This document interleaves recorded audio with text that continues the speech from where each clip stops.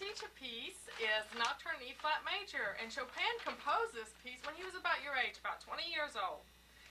And he went to a concert of somebody else who had already written a nocturne. John Field composed nocturnes in the year 1814, but in the year 1832 at Paris, John Field was at a concert and Chopin attended this concert. A half a year later, Chopin composed his first nocturnes, and they were called three nocturnes. It was Opus 9, and one of these nocturnes is the one I'm going to play. But anyway, so Chopin's work was different than Field's because he used chromaticism, a lot of chromaticism, and he had a lot of dissonance and harmonic progressions that were unusual, and he was just more dramatic, and he really used the piano acoustics very thoroughly. Now, Chopin composed 21 nocturnes, and they're just more famous because of the way he did it. He also developed the rubato style, which all that means is that your rhythm is elastic. And so a lot of composers really like this. A lot of the people who perform this really likes playing Chopin's music because they can play it as they feel like, and there's no right or wrong. It's a matter of using their own judgment. And so it is recorded that he said precise rules for rubato cannot be given, but a good execution of rubato requires a certain musical intuition, that is to say, a particular talent. There must be retardations or accelerando to give attention to principal notes. Well, he preferred the left hand to be in more strict time, while the right hand did as it pleased.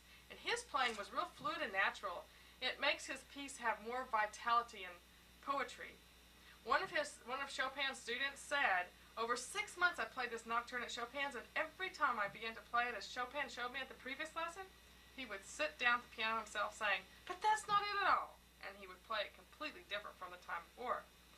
In comparing Chopin and Field, a critic, his name was Railstab, of Chopin's work, he stated in his book Iris, "Where Field smiles, Chopin makes a grinning grimace. Where Field sighs, Chopin groans. Where Field shrugs his shoulders, well, Chopin twists his whole body. And where Field puts a little seasoning into the food, Chopin throws a whole handful of cayenne pepper."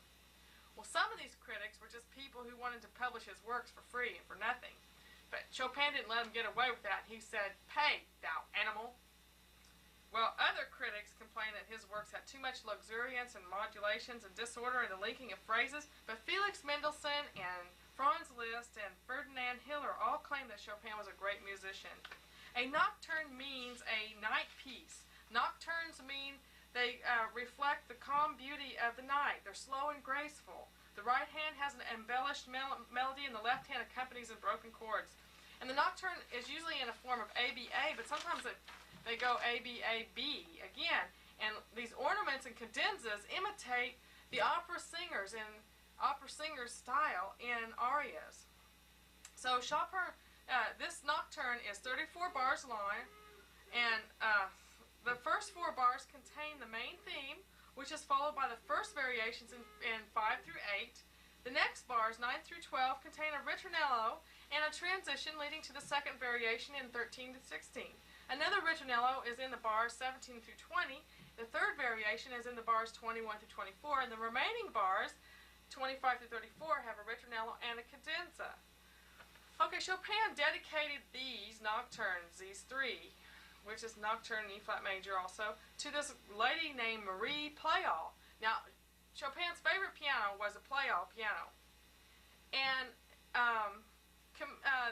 Marie may have been related to the manufacturer who made these pianos. They were a softer type of piano to play on.